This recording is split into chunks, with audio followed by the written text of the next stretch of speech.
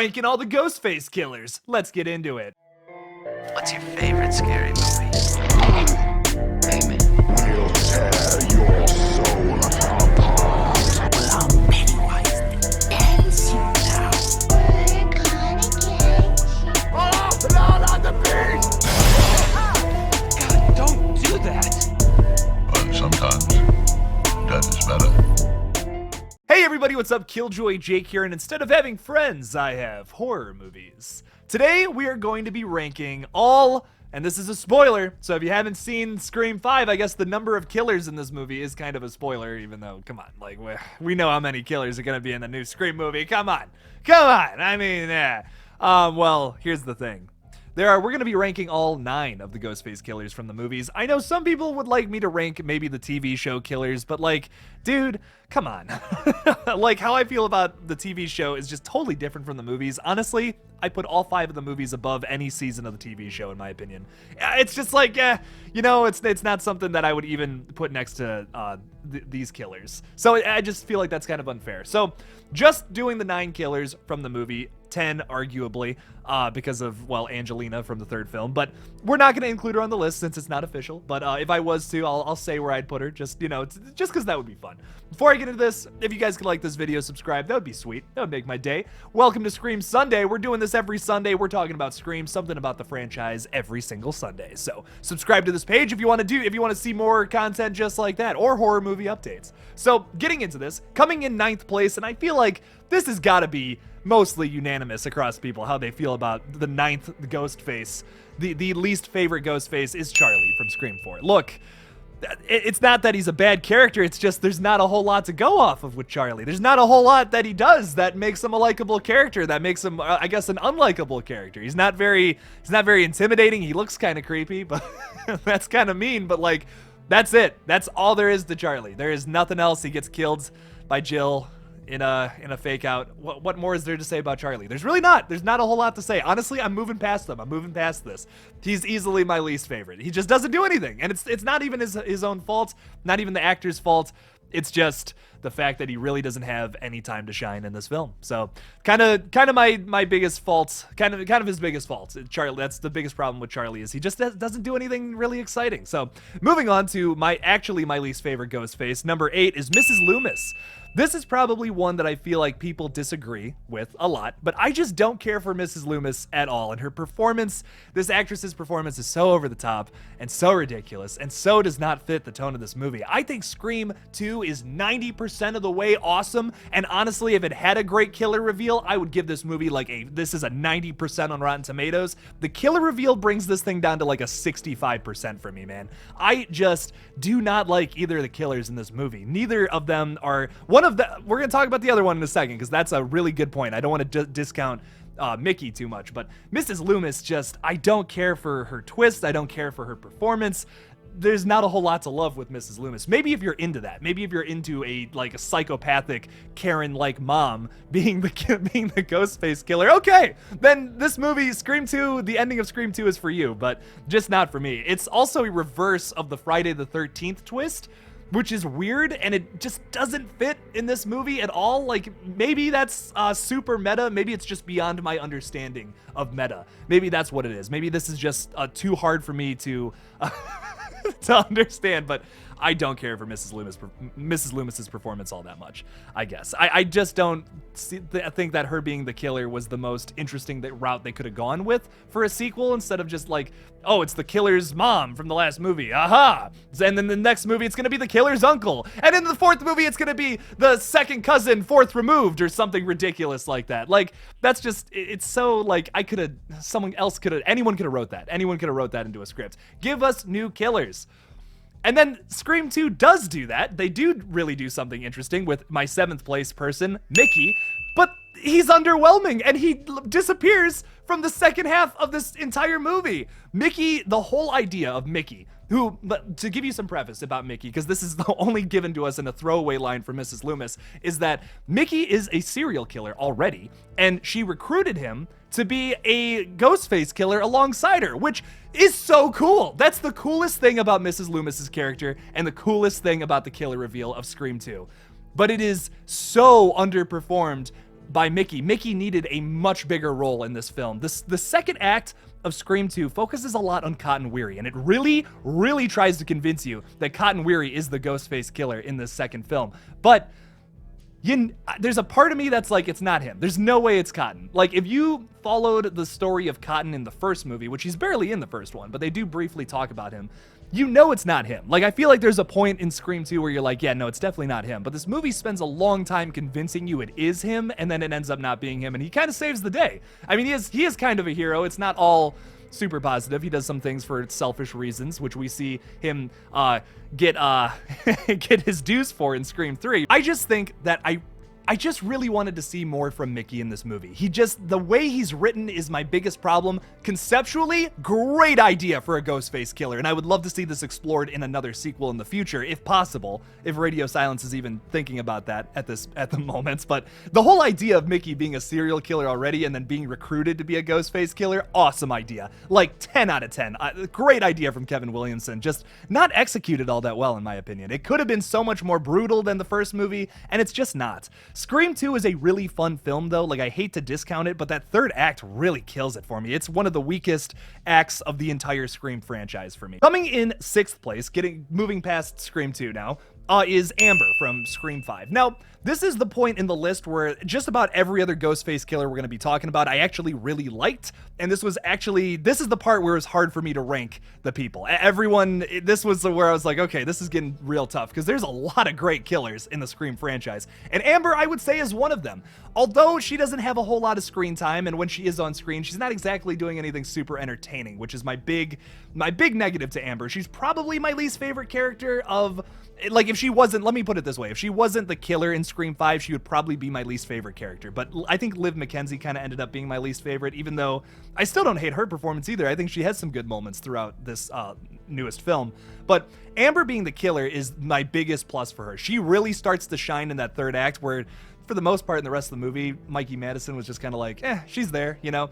And going back and watching that movie again, you can see a lot of points where it's like, oh, Amber is definitely the killer. Like, there are some moments early on in that film, like, she's accusatory the whole film. The whole movie, every line of dialogue she has is like so accusatory towards everyone else except her and Richie, which, yeah, kind of, if you on rewatch, it's like, okay, I can kind of see how Amber is the killer. But her reveal, dude, when she shoots Liv in the face, man, that was the biggest shock of the entire movie for me. Because there's a part of me that was really thinking it could be Liv, maybe it could be Chad, maybe they just faked his death a second ago. I was thinking something weird is gonna happen in this third act, and something weird does happen. Like, this is it. This is the crazy, weird thing. Usually the killer reveal is done in a much more, like, cinematic way, but this is done in a shock, like in just a total, literally with a gunfire to someone's face, to Liv's face.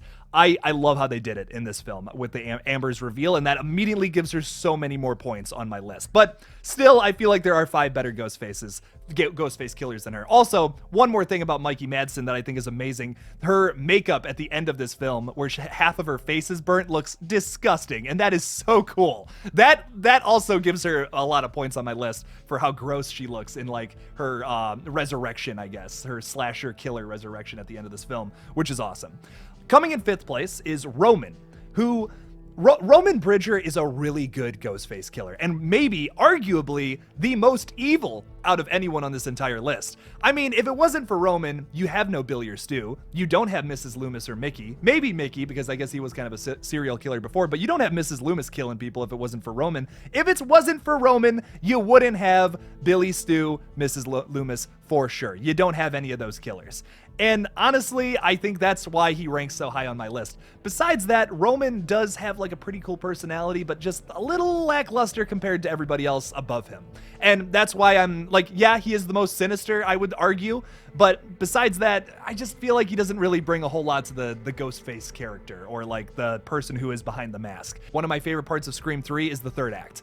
The third act makes that whole movie worthwhile because without that third act, man, that movie's just okay in my opinion. But Roman Bridger is the glue that holds Scream 3 together, and I appreciate his character for that. It's a very well written character. I just wish there was a little more to him. I feel like there's something missing about his character, that he doesn't give off this like super crazy essence as much as I wish he would have. He's not as charismatic as some of the other Ghostface killers on this list. Like I said, Roman is probably And it maybe is the most evil killer out of everyone because he created 3 of the other killers on this list pretty much. So he's an evil guy, man. He's a real evil guy. But coming in 4th place is Richie. I love Richie. Richie is just amazing. What a scary and hilarious performance from Jack Quaid in this latest film.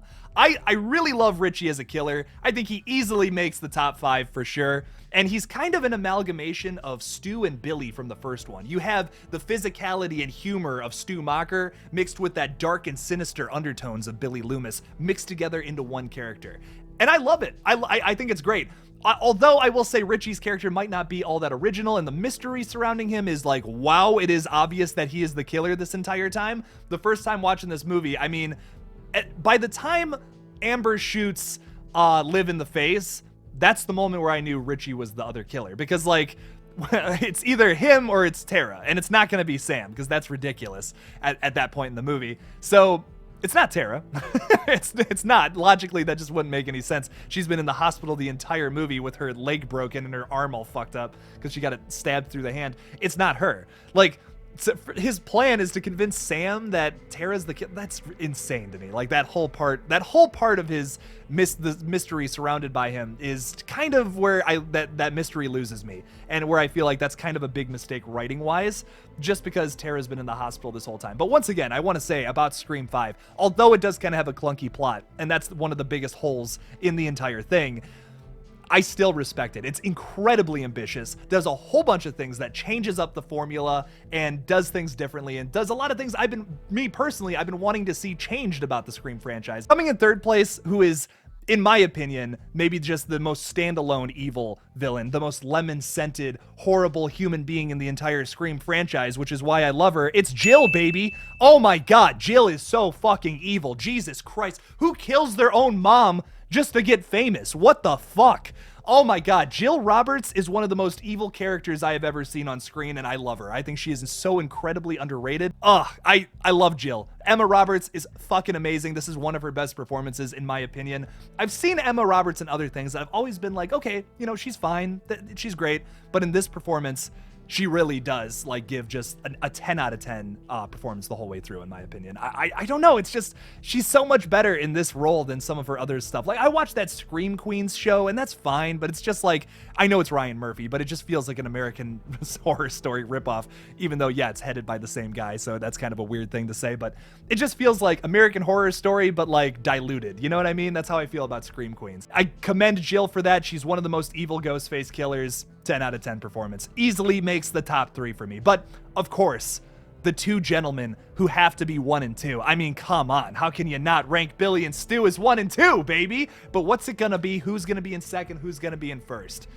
Perfect time for an ad break. Anyways, coming in 2nd place is Billy Loomis. I went back and forth between who I was gonna put as 1 and who I was gonna put as 2 for a very, very long time. This was the hardest part of this list for me. Who's number 1? Who's number 2? You could argue it both ways.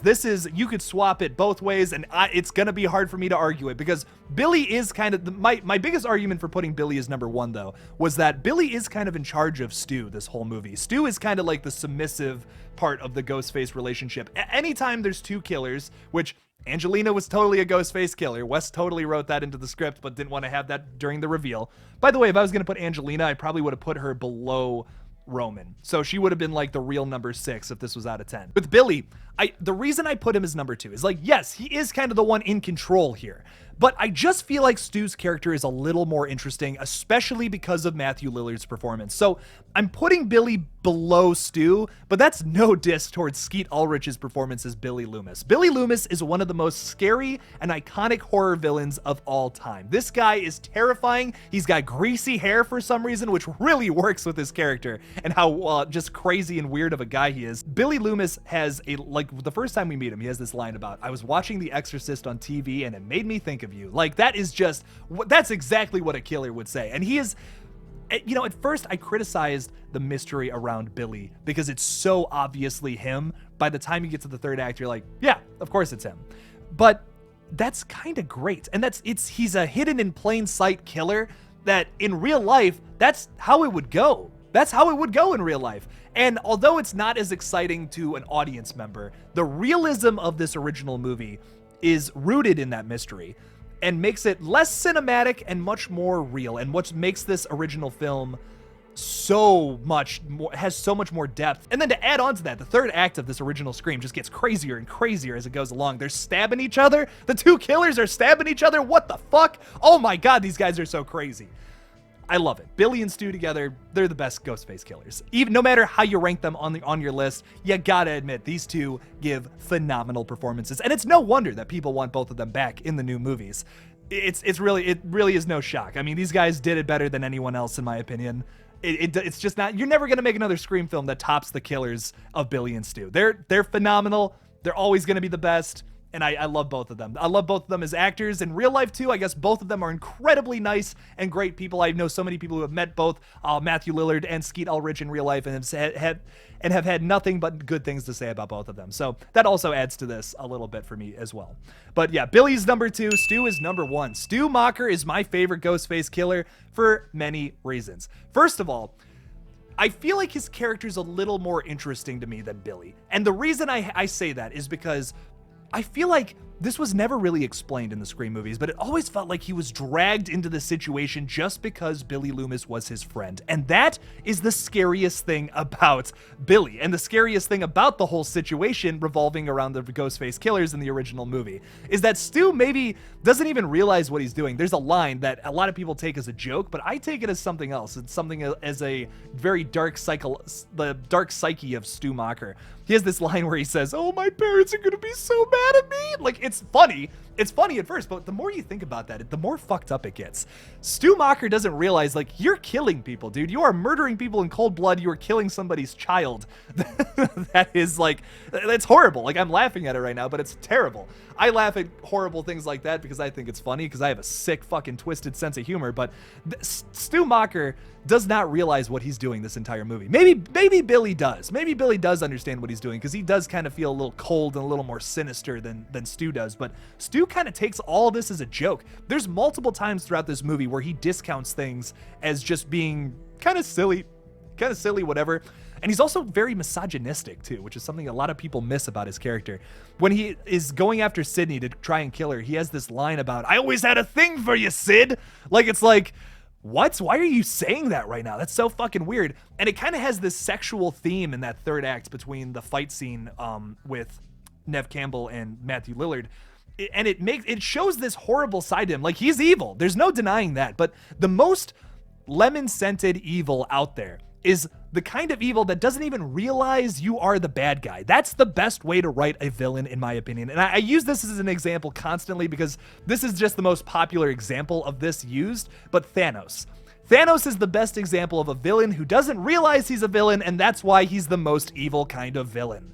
Thanos thinks what he's doing is gonna save the world. He feels like he is self-righteous. He feels like he's gonna save the end. He's the superhero in this situation, and Iron Man and all the Avengers, they're the dicks trying to stop him. He's like, you guys just don't understand. He's like, listen, if you listen to me, we're gonna get through this. But literally destroying half the universe is not gonna save the universe. So that's a weird pull, but Stu, in my opinion, is the best written villain because he does not realize what he's doing is bad. He thinks he's just trying to make some kind of crazy horror movie in real life. He doesn't even realize what he's doing is wrong. He thinks that all this is going to blow over and that his parents are going to just be mad at him and he's going to get grounded for 2 weeks, whatever. And that sucks, like, to him. But he doesn't realize that if he would have survived this situation, which maybe he did, he's gonna go to prison for life or maybe executed because of all the shit that he's been guilty of by association. Even if Stu Macher didn't kill anybody, which technically, if you look back at some of the